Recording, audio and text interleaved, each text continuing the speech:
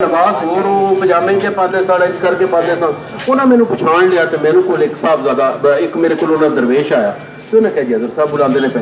तो मैं उठ के चला गया मैं जाके देख आदमी फिर मैं जाके मंजे से बैठे सन मैं थले बह गया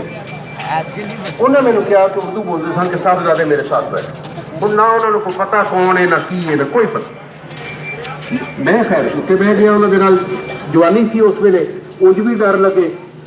अपनी अपनी जी है अपनी सरदामनी तो अपने अमलों तो डर लगे कि अल्लाह का वली है तो नाल बनता पाया मैं बह गया लस्सी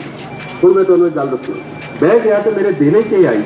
कि सानू लभड़ी कि हर चीज़ जी है शिरकुल शीसत और मुजद्दद पाक को भी इसे तो आए बैठे हैं कि सिलसिला आलिया नक्शबंदिया के बादशाह ने और इसे भी कुछ लैन आए बैठे हैं तो ये भी उन्होंने दिल च गल करेंगे तो मैंने वो फरमाते हैं कि साहबजादे कहाँ से आए तो मैं तो